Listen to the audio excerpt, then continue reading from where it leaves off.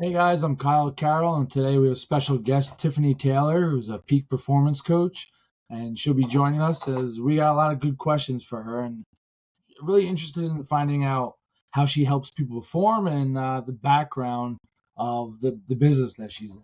So, Tiffany, you've been pretty transparent about overcoming diagnosis of ADHD, PTSD, OCD, and more. Could you walk us through the moment you discovered coaching was a path of healing and transformation for you?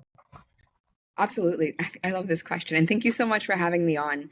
So, from a younger age, as a teenager, I was collecting these diagnoses from therapists, psychologists. I wasn't able to focus. And so the problem was really discovered when I was in third grade. My mom thought that I was slow, and because the teachers were telling her that. So she actually got me tested to see if I needed to go drop down a grade.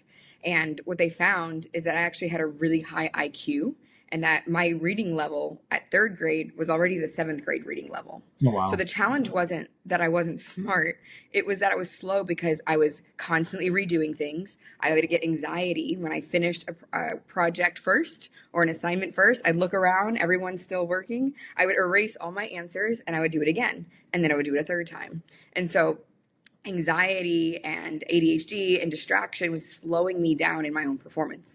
So we found out that I'm actually much further advanced. Now, as that was the beginning of the journey. I was diagnosed ADHD, which is the ring of fire type. I was diagnosed OCD, panic attack disorder, generalized anxiety disorder, and all of that makes it really hard to focus, if you can imagine. Like if Hmm. ADHD is not enough, anxiety is even worse. And unfortunately, what the doctors told me was you're going to be prescribed a medication for the rest of your life. And unfortunately, you have these three specific diagnoses that need different medications. And so, whichever medication you take is going to make two of them better, but one of them significantly worse. So, which one are you okay making worse? I'm like, what do you mean? This is like, it's a game I could never win. That's not fair. And I hated being told that it's going to be a lifelong problem because while I didn't know anything about the brain at the time, I did know two things. One, I knew about neurogenesis. Our brain has the ability to generate new brain cells. And I knew two about neuroplasticity. Our brain has the ability to rewire itself. And so, knowing those two things, I couldn't logically accept the answer that I was married to this lifelong prescription of Hmm. pharmaceutical drugs. So I knew there had to be another way because that was the end of the path. All we can do for you is give you these drugs.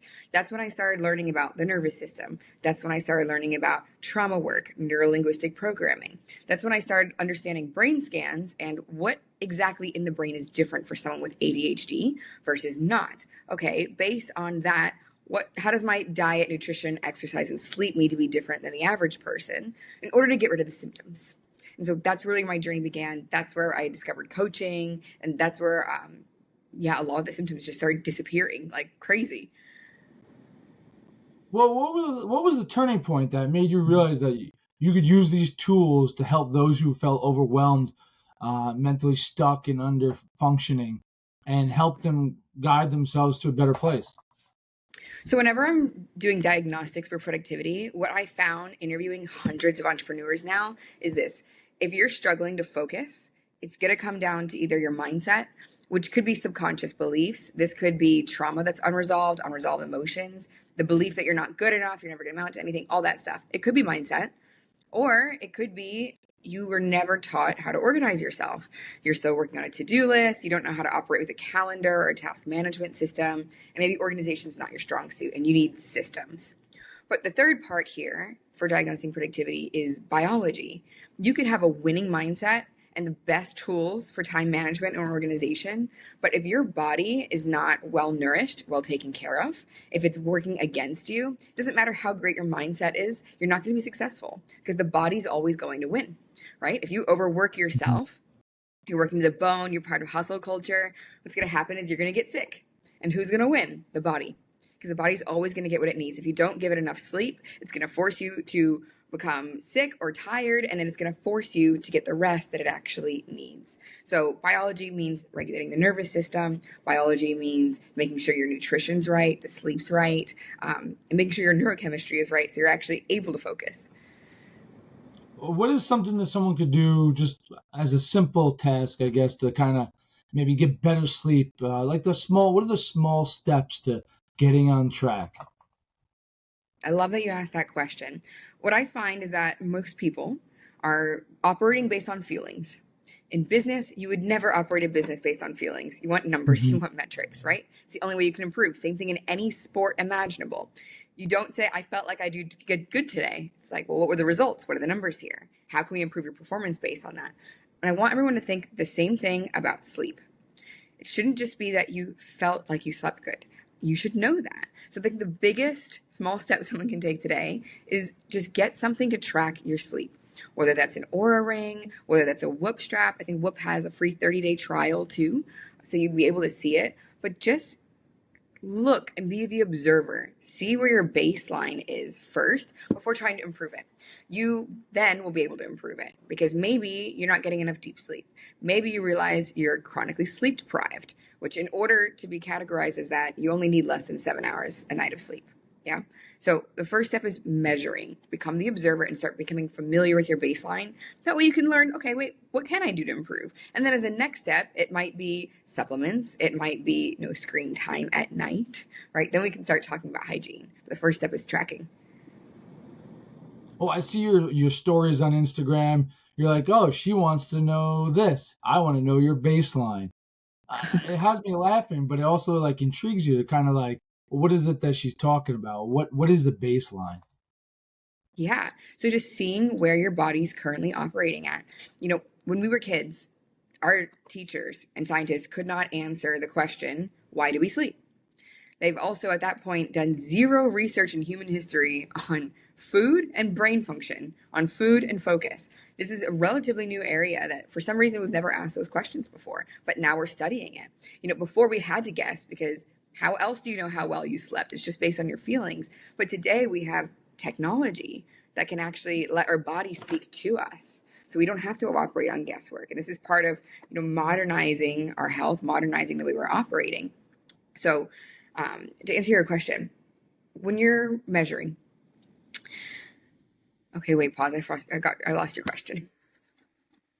Oh, well, the baseline. Well, how do you know what your Baseline. baseline is? How do you find that? Yeah. So for a week, I would track with my clients. I'll track your biometrics. I want to see what your sleep score is. I want to see how much deep sleep and REM sleep you're getting. I want to see what your heart rate variability is, which is telling me how your body's recovering from stress. I say stress, and some people are like, I don't have that. We're talking about oxidative stress on the body. So not necessarily just the psychological stress. So I want to see what the numbers are there. So your baseline, how is your body recovering? How is your breathing? What's your resting heart rate at? Awesome. And then, you often talk about the nervous system regulation is key, not motivation. How does calming the nervous system unlock productivity and performance? Yeah, so it's being able to access focus.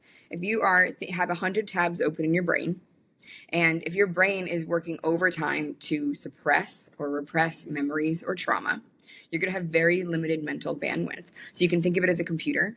I'm sure you've had that famous screen on the computer that says you were out of storage, right? Oh, yeah. How well is your computer functioning when it's out of storage space? Not very well. Not very well. And it's the same thing with our minds. So when you are repressing memories or trauma and you just have unresolved stuff from the past that you think you got over, but you haven't really done the work with, it's like that bar that says other or the system bar. It's usually it takes up the most amount of space and it just says other. That's what that's taking over. If you want to have peak energy and focus and clarity, you want to clear out that clutter so that you have more bandwidth. And same thing for the nervous system. If your body is fighting to survive, it's fighting off all the toxins in your environment. It's flushing out alcohol every night. It's every day trying to catch up to flush out all of the caffeine that's in your brain. It's not restoring the cells the way it needs to be in your sleep, right? If you're eating a late night dinner and you maybe have a glass or two of alcohol at night, when your body goes to sleep, it needs to decide, what am I going to do first? I have my job, which is to restore the cells, but now I need to go digest the food and I also need to Mhm. remove the toxins. So the order of operations is going to remove the toxins of the alcohol first, meaning your body cannot burn fat at all that night. Then it's going to go digest. And then when you wake up, you're going to still feel tired because your body didn't do the natural process it needed to do at night to clean and restore the cells. Interesting. You also integrate faith into your coaching. Can you share how spiritual disciplines and biblical practice complement high performance coaching? Absolutely. You know, prayer isn't just a nice thing to do or have, and it's not just something that makes you feel better. Science has studied the efficacy of prayer. Prayer works. Prayer doesn't just regulate the nervous system, which we found in brain scans and light up new areas of the brain, but on a spiritual level as well. It gives you guidance and clarity that won't come from you. And I don't know about you, but if God gives you a plan, He gives you the plan knowing that He's the resource for you. He's the source. So trying to build it without Him just doesn't make sense, right? So we need Him in order Mhm. to build that. What I found is that even in relationships, not just relationships with work, but personal relationships are transformed. So usually, I don't always do relationship coaching. I really prefer not to, but there's been a few cases where I have accepted this. And what I found is that if someone struggles in relationships with other people, they 100% struggle with relationships with themselves. Most people will say that's true. We have that saying, healed people heal people, hurt people hurt people. But what I found is if someone doesn't have a positive relationship with others, it's actually just a projection of their relationship with God. Because if you have a strong relationship with God, you have a healthy relationship with yourself. And if you don't have a healthy relationship with yourself, I go against culture when I say it's not about self-confidence, self-worth, selfie culture. It's not about the self. It's about the relationship you have with God first. Because when you repair that and you restore that, the natural effect of that is you have a healthy relationship with yourself. And the natural result of that is you have healthy relationships with others as well. So this is transform my clients' lives. One of the biggest stress points is relationships. Interestingly enough, when it comes to longevity and how long you live, the leading factor in that is how healthy your relationships are. So it absolutely gets integrated when we're talking about the nervous system and productivity and focus. I agree 100%. And I'm a Roman Catholic. I practice. I work at a Catholic high school. Um, but I do know there is a lot of people, especially in today's day and age and social media, there's a lot of pushback with the religious aspect. Um, how much pushback do you get? Because I do see you put your beliefs and everything out there. But how much do people push back and make comments about how um, your beliefs are wrong or your faith is wrong? You know, it's really interesting because I was terrified to post my faith online. In fact, I was disobedient to God and I waited a year, maybe a little bit longer, to start posting about it. And I had all this fear. What are people going to say? They're going to rip me apart on the internet, all these things, right? And it never happened. Maybe I'm not big enough. Maybe it's because my stuff hasn't gone viral yet. It could be any of those things, right? But I haven't had that experience. What I have had is people who I've never even met in their lowest moments call the only person they saw online who prayed. I've had people who I've never met call me and say, um, I'm suicidal and I don't know why, but something just told me to call you out of the blue. I've had people who were against religion and then they would say they just felt a pull, they felt a call to start asking questions, and I was able to disciple them through how do you even read scripture. And so what I found is it's actually not about religion, it's about having a relationship with God. And I think everyone's seeking that. I think a lot of people are put off by religion, but at the end of the day, everyone's seeking a relationship with God because it's ingrained in us to seek that out. And I think it's our responsibility to be that light so that when someone is in the darkest moments, you're the person that comes to mind, and God trusts you that if He sends them to you, you're going to pray with them, you're going to help them, and you're going to help them find Him again and bring them home. So I haven't had any pushback. It's the weirdest thing right now. I'm living in Asia. Everywhere I go, people are reading the Bible. And there's absolutely something supernatural about it. I was part of a very big church in Miami, and I can tell you honestly, there are more people reading the Bible here than there are people that were in my old community reading. And the people here, some of them aren't even Christian, and they're reading it and they're going to scripture studies and they're wanting to learn. So God's moving in powerful ways right now, like very powerful ways all over the world and the internet. Absolutely. Your testimonials mention clients forexing income or healing sleep disorders in just days. Are there any specific stories that still stand out to you? Yeah, I mean, that sleep disorder one was a big one. A client came to me and he had insomnia for over 3 years. And this is extremely challenging because he was a former athlete, Mm-hmm. constantly on the go. You know, the athlete success mindset is go, go, go. And he was an Yep. athlete in business as well. I think business is a sport. And so I will always refer to entrepreneurs as that. And so when you don't sleep, your nervous system can't possibly be regulated. It's extra hard to work when you have no energy levels. You wake up, you feel like a zombie. You try to work, you're tired now. You can't think straight. Your mental clarity is out the window. And all of this being tired, you can't sleep at the end of the day. Of course, numbers are going down. Of course, people around you are starting to notice. So when I worked together, we learned a lot about the nervous system. We learned about the different parts of the nervous system. We did some trauma release work, and literally overnight, that insomnia disappeared. Perfect sleep. This individual was waking up 9 o'clock in the morning, 10 o'clock in the morning, woke up at 6 a.m., and this is with hypnosis. Woke up at 6 a.m. the next day, had a significant change, was waking up at 6 a.m. every day, full of energy, ready to go. Consistency's starting to happen. Numbers are going through the roof. His wife actually called me and said, "What did you do to my husband? This is a different man." And she was laughing because she was happy. She's like, now my morning routine's thrown off because I was the morning person. I used to have my quiet morning routine to myself at 6 a.m. while he was sleeping. And now he's full of energy and I don't know what to do with this. So that was one of the really, really cool testimonials. That's awesome. And like I'm in the sports world on a high school level, coaching high school football. But you go to clinics, you read books about coaches and stuff, and the coaches always talk about how they leave work at 12 a.m. and then they're back up at 4:30 a.m. And to know that someone like that in high level jobs and high level college and professional in the NFL are working at such little amount of sleep, it kind of boggles my mind hearing all this. Yeah, and the research is still coming out on this. It's fascinating. You can look at it, but there's a study done on reaction time from losing just as little as 1 hour of sleep. I watch a lot of sports research when it comes to combat sports. That's my Mm-hmm. favorite. So the reaction time is slowed by enough to get knocked out by losing just an hour of sleep. So maybe an hour of sleep's not going to affect an entrepreneur as much, but definitely in sports, when reaction Mm-hmm. time is critical, sleep needs to be too. The highest level athletes, they're focused on recovery because the more you train, the more recovery you need in order to keep going. Right? I think most people think if I want to be an athlete, I just need to train harder. Well, athletes are focused on fueling enough to match with the output, which a lot of people, when they start training more, they're now under fueling, which is making them even more tired, and they're not getting enough sleep. So they're shredding their muscle and they're not able to recover it. And then they're overtraining, right? Absolutely, yeah.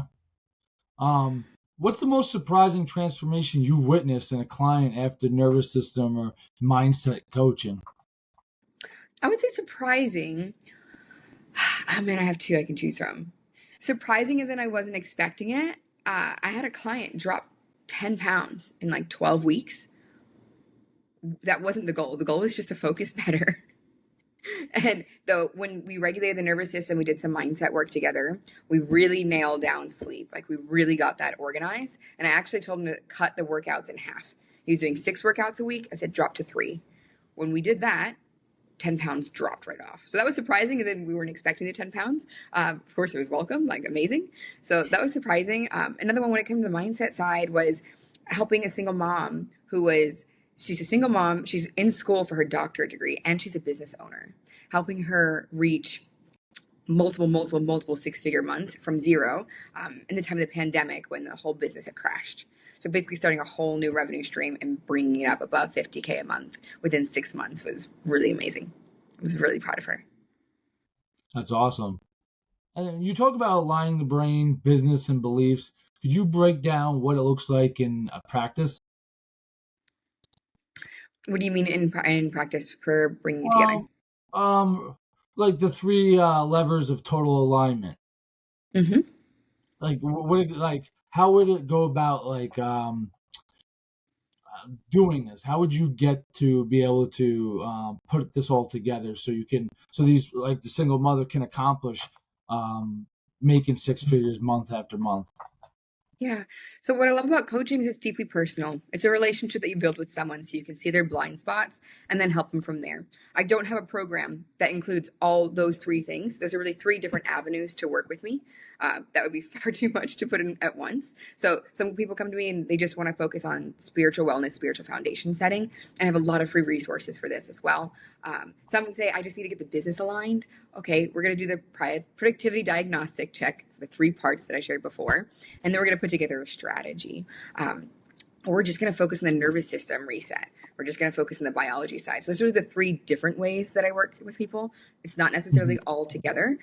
Usually when a client comes to me, they have one result they want to get.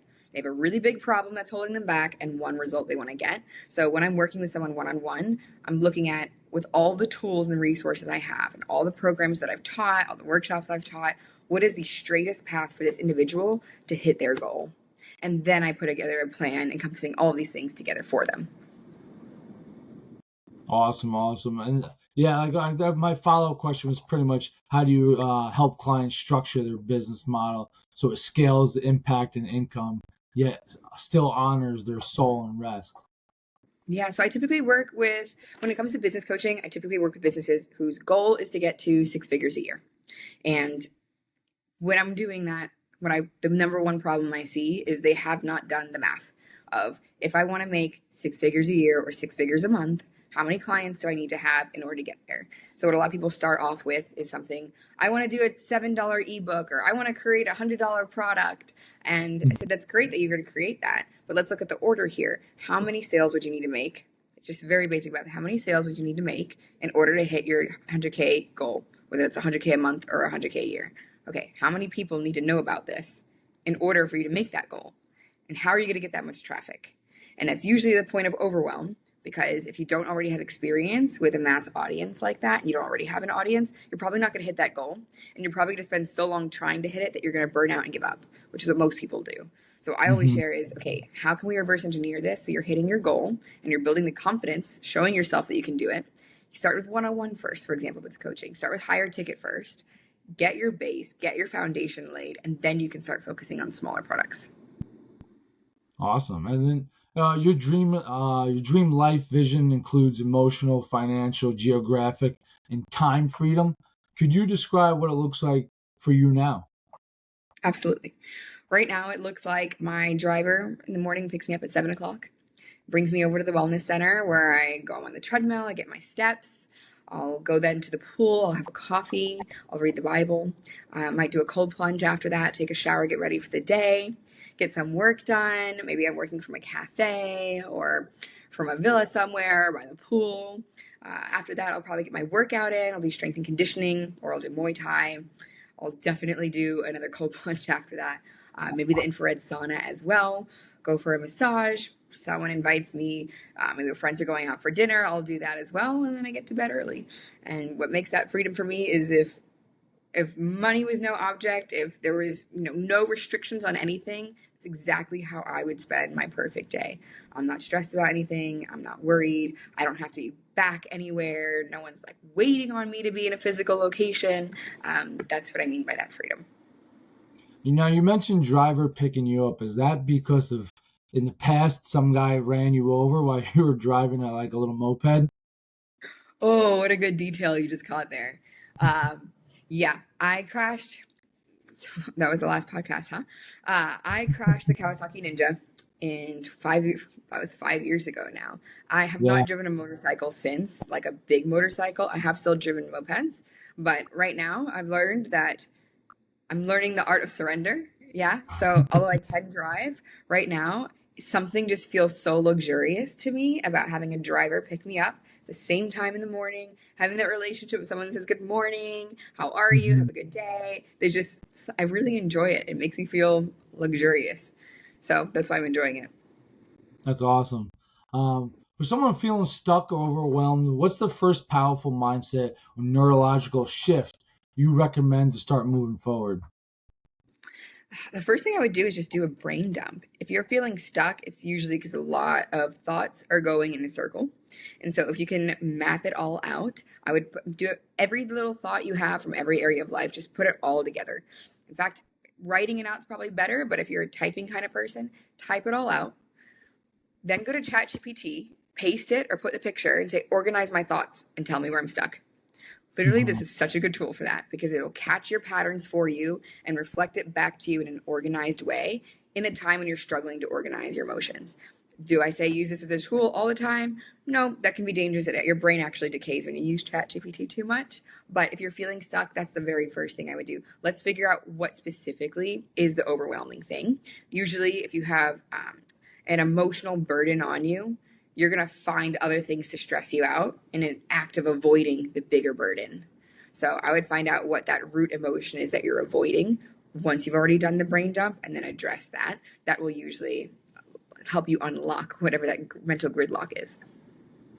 Awesome. And say you're a leader among other men, you're leading them and leading a team. What is something that like everyone's asking, not really asking, they're kind of like voicing their opinion because that's what they want to do. How do you kind of guide them to keep them in your vision and instead of letting their visions kind of overwhelm as you're the leader, overwhelm your philosophy and vision? How do you kind of refocus them without kind of turning them off? In terms of the vision of freedom? Yeah, and the freedom, but like just guiding them and like you're running a business and they're working for you.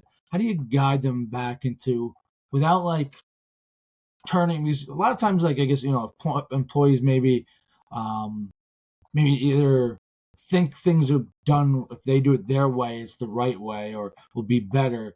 But obviously, it's your business, say. How do you kind of guide them back to believing in you type thing and just kind of keeping everything focused? I believe in empowering employees. I think it's a beautiful thing when they have another way to do something or do something right. And I remember when I was an employee at one time, I had amazing ideas and I had unique insights because I was in a position that my leader wasn't in. I could see blind spots that they couldn't see. And so, because I had that experience of a leader above me who would ask me, hey, what are the little things that you're noticing? What could I be doing better? My boss would always, the owner of the company was my boss, always asking me, what could I be doing better? How can I better serve you as a leader? So that laid a really good framework for me and a foundation for me what leadership really looks like. So rather than micromanaging and saying something needs to be a certain way, I encourage people that work with me. I would love to hear your ideas. How would you like to do this? What do you feel that your strengths are? What areas do you want to grow in? What skills do you want to have so we can develop those? In the end, of course, my vision is what comes first, but it's not really about putting my vision first. It's about putting the people I can help first. So we come back to my ideal client, someone who's struggling with focus and productivity and maybe mindset as well. What would best serve them? Let's come together and collaborate on the best way to serve them or the best ideas. So I see, even though leadership is technically one person above the other, I don't want to have the boss persona. I'd rather have the leader persona because I value collaboration. Absolutely. All right. Great answer. That's awesome. A very interesting perspective. Faith, identity, and resilience. In your programs, how do you help clients anchor their identity and purpose rather than productivity? Oh, I love this question too. Identity is always going to have to come first. A lot of people, they think, I want to worry about my personal brand or I'm worried about what people are thinking of me. Yeah, that's going to be reflective of your own self-image, and that comes down to your identity. You are not your possessions. How do I know that? Because if you lost everything today, you would still be you. So by default, you're not your possessions. You're not your profession. Because even if you didn't have your job, you'd still be you. You're not your past either, because even if that you've had amnesia today, you would still be you, because you are not the stories, you are the soul inside having that experience. And staying grounded in that and realizing I was given the gift of breath on a spinning rock right now. We get to zoom out and realize my soul came here for a purpose. What is it? What is the real soul purpose I'm here for? I need to know who I am, who I belong to, in order to find out who I am. Yeah, and for what purpose? I believe that all of our purpose is shared. It's to know God and to make God known. And once we have that relationship with God, He will reveal the vision and His plan for us. I think that plan's always going to surpass the plan that we can make for ourselves. Always. His plan will always be better. And we get the option, we have free will to choose to partner with Him in that. So if we want to be hyperproductive, we need to ask, what does productive mean? Productivity is relative based on the goal. So what is the goal that we're working towards? Is the goal aligned with the purpose that God has for us, the plan that he has for us? So when we focus on the identity side, now we have the relationship. Now we're growing. Now we have not just confidence in ourselves, we have God confidence. God can use anyone. No, he doesn't go for the smartest, the fastest, the most productive. No, he doesn't. We get his strength where ours ends. So he chooses the meek to use. Awesome. Can you share an instance where spiritual practice was pivotal in someone's breakthrough? Maybe when they were under spiritual warfare or heavy doubt? Absolutely. This has happened quite a few times. I didn't really believe, I went to church for many, many years. I didn't really believe in the spirit realm. I didn't believe in angels and demons. I kind of just, nodded my head and disregarded it entirely. And it wasn't until I had a client session. I had an experience before this too. I had a client session where we were trying to get to the root of some trauma.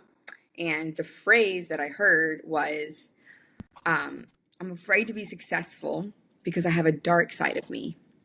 And now I'm going to paraphrase. There's a part of me has a dark side. And if I'm successful, I don't want that dark side to have power because it's going to go bad. And I thought, wow, that's so interesting. None of us have a dark side. We are light. But demonic entities are darkness that can latch onto our soul and convince us that that's part of us. Yeah, it's a lie that we're told, and we will believe it if we don't know better. So when we started going into the root, where did this come from? I had a few moments on a recorded client session where my client was no longer responding to my questions and something else had possessed and completely taken them over. This entity had a different name, different mannerisms of how it was speaking. And a couple minutes later, my client snapped back and I asked, when you just said this, and the client said, I didn't say that. I said, can you tell me what we just talked about for the last 3 minutes? And there was just this puzzled, confused look like, no. The last thing I remember, we were talking about this other thing. Mm-hmm. So this dark part was actually a demonic entity that had latched on. And so the breakthrough there was understanding, wait a minute, there's spiritual warfare at play here when it comes to productivity and your mindset beliefs. It's not just believing in yourself. It's not just believing in God. It's understanding we need to get back to spiritual purity. We need to remove this. And that's where deliverance gets involved and prayer gets involved, or, connecting you to a church and all of that. But that's what that looks like. Awesome. And you offer one-day intensive coaching for rapid change. What can be realistically achieved in the time, and how do you ensure it lasts? So for the one-day change, just to clarify as well, that is not for the spiritual side of things. I think discipleship takes months and years. It's really a lifelong process. It's not for that. It's also not for performance, for the biology side. So this isn't a biometrics day. We're doing all of that. Okay. This is specifically for mindset and trauma release that I'll do one-day intensives. That's when you're picking one area of life that you're ready to become different in. You're ready to renew your mind in. Maybe that's the area of relationships. Maybe that's the area of finance. Maybe that's the area of, could be spiritual growth. It could be any area of your life. It could be career, the relationship you have with your business. We're going to go through and find out what are all the patterns that we need to change here. What are all the emotions that need to be released here? How does it relate to early childhood when those patterns were started so we can break those patterns? And how do we rewire the new beliefs? Once the mind changes, it doesn't change back. Yeah, it's kind of like once it stretches, it doesn't stretch back to its original shape. So it's just, I would say, fast processing speed for emotions and thoughts to create a completely new personal reality. And results I've seen from that, I've had clients who, I want to start a business, but I don't know where to start. We did a one-day intensive together and they hit the first 10K in 30 days. I think I've had 5 different clients do that now, from 0 to 100 with just one day working together. I've had clients who've never sold anything more than a couple $100, now have a $10,000 offer. Not the same, by the way, separate. But now they're having confidence to sell that as well. So I've had huge transformations with money in just one day. I've had clients say that they've released in a day what decades of therapy wasn't able to do for them. I've seen in the beginning of sessions the heaviness that someone has, the density. And by the end of the day, I had a client who smiled, and this was a huge deal because that client hadn't smiled in years. I've never actually seen this client smile in the whole 8 hours until the end of the day. All of a sudden, this person cracked a joke, and I was taken aback, like, was that a joke that you just cracked there? Yeah, I guess it was. And then started laughing, and now I see a smile. And the client said it'd been years because they were so weighed down by the weight of the past and all the life things that were happening. He was struggling to find his light, and it came back. So a lot of different types of transformations that come from those one days, but it's extremely, extremely powerful. How do you help clients balance quick breakthroughs with building sustainable habits for long-term transformation? So let's see. What do most people say about habits? It takes how many days? Do you remember? No, is it more than a week, I would assume, right? Yeah. So there's a myth going around that it takes 21 days to create a habit. It's actually 21 days to break the habit. And if Okay. you are using sheer willpower, it takes an average of 66 to 120 days to set a Oh, habit. wow. Why is that? It's because for the conscious mind to program the subconscious mind on its own, there's a lot of resistance there. So it takes that long. But with NLP, you can just bypass the subconscious mind there and ingrain a habit right away. So you can install a habit overnight if you go directly to the subconscious. So it depends on what the result is when it comes to lasting change. And it's depending on the habits, it's a little bit different for everything. When it comes to mindset and like holding on to something of the past, when it comes to unresolved emotions, unresolved trauma, limiting beliefs, that can be eradicated in a day. It's not about building a habit there. When it comes to even sometimes working out, it comes down to the identity you're holding. Something I tell all my clients is that whether you're an athlete or not, you need to hold the identity of athlete, because your identity is a lead factor, not a lag factor. And let me explain what I mean by that. If you feel like you're not an athlete, you're not going to act like one, right? You're not going to take those behaviors, and you're going to have the identity of a non-athlete. Versus if you have the identity of an athlete, now, whether you are or not, you're going to start showing up like one. You're going to go to the gym and say, what would an athlete do right now? You're going to go to a restaurant and say, what would an athlete eat right now? You're going to go to the grocery store and make decisions differently. And what's going to end up happening is you're going to become the result of that. You're actually going to end up becoming the athlete. So the identity needs to come first. Identity is the root of all of your habits. Your habits are always going to be a sign or a symptom of what your identity is. That's an interesting thought process. It really is. What are the 3 daily practices you recommend for leaders to maintain nervous system health and mental clarity?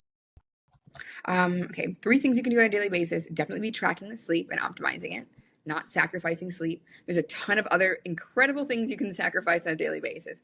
Sacrifice TV, movies, social media, social time. Sacrifice other things. Do not sacrifice the sleep. That's mission critical. Do not sacrifice the workout. Working out actually increases the size of your brain. It actually helps with mental focus and clarity and energy levels, stabilizes your blood sugar. So when you eat, you're not having those crazy spikes that lead to crashes. So definitely be on top of that. And I would say systemize things. Don't guess when it comes to nutrition either. Find out, get your lab work done. This is super important. Find out where your body's at, and then make sure you are equipping and fueling your body for exactly the output that you need based on your body type and your biometrics for sure. When clients feel paralyzed by trying to be perfect, imposter syndrome, how do you help them pivot into action? Imposter syndrome, there's 2 parts to that. It's either imposter beliefs or imposter syndrome. Imposter syndrome is full time, meaning you feel like you're an imposter all the time. Most people have imposter beliefs where it's just they go to do something and it's really a fear of rejection underneath it. So resolving that is really important. If you are not confident in yourself and you have insecurities, all of that's going to show up when you go to put something out in public and publish something, for example. So perfectionism is really a form, and imposter syndrome too, of self-preservation, preserving the peace, keeping you small so that you're not in a position to even be rejected. So when you overcome that fear of rejection, and you're solid in your identity and you're confident in your purpose and God who gave it to you, imposter syndrome and perfectionism usually just break away. And so one tiny shift I'll have people say is, are you is it perfection that you're chasing or excellence? Because those are two different things. And usually shifting from being a perfectionist to having a standard of excellence already creates huge shifts. Awesome. And what's next for coaching? What's next for coaching? As you expanded your online, what's new experiences or offerings excite you most? Right now, I'm most excited about the performance lab that I have. So in the past, I did mindset and we did some nervous system work, but I wanted to go deeper into it. I've had clients get blood work, and I've had someone get blood work and they needed an immediate blood transfusion, even though they were completely healthy on the outside, no toxins, no alcohol, no medications. It seemed like they had a perfect, healthy diet, needed an immediate blood transfusion. Lab work is showing weird things these days that no other generation's really seen. So now when I take on a client, I'm partnered with a medical lab in the US. So anywhere in the US, I take on a client, I'm sending a phlebotomist to their door. Someone's going to come and get their blood work done for them.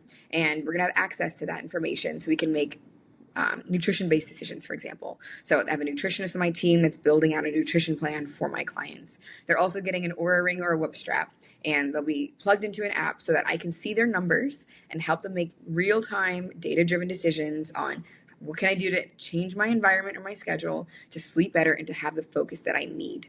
We're also looking at vitamins now and supplements. Based on where my body is currently, based on where my focus is currently, how can I supplement the diet and the other protocol I have in order to get maximum peak focus and productivity? So we're doing time management still, but we're incorporating all of this. If you try to do any one of these things on their own, it can be extremely overwhelming. And integrating it together tends to be where people get stuck. So now I'm taking on clients and we're integrating all of this together so it's pretty frictionless and they have a whole new framework for productivity to work through. Tiffany, how has your purpose or delivery of your message evolved over time, especially your growing reach on platforms like Instagram? The message that changed over time, I'd say I was very into hustle culture when I first started. I was always obsessed with productivity, which is why it was my starting point. I read more books on productivity than you can imagine. So I would say I was much more into hustle culture before, even after I recovered from burnout.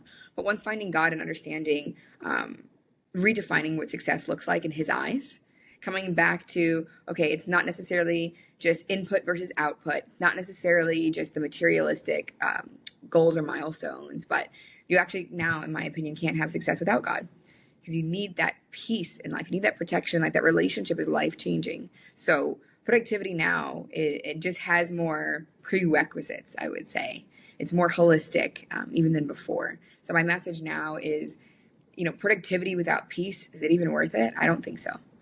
I really don't. I think we should have supernatural peace on us, and that's a gift that's given to us when we just learn how to pray and accept it. And a message I keep sharing too, it's not about religion, it's about having a relationship, and there is spiritual wisdom in scripture to be uncovered. And I think it's an exciting journey to go on. So now productivity is about, longevity. It's not about doing as much as you can as fast as you can and then burning out. It's about how long can I keep up the pace. And that way I'm focused on longevity and I'm focused on the legacy that I'm leaving behind. That's awesome. Tiffany, I know I just hit you at 45 minutes of questions, but I appreciate you answering everything. And that was awesome. Thank you so much for the questions and for having me. You always come up with such great questions. So it was an honor to be a guest on your show. Appreciate it. And yeah, I'm just looking forward to seeing more of what you do and kind of how you're helping the community and your clients and everything, and kind of really what you evolve into next and as a coach, and go from there. Amazing. Thank you so much for the support. Tiffany, thank you for joining us. I'm Kyle Carroll, and this is Tiffany Taylor, the Peak Performance Coach, and we will see you next time, ladies and gentlemen.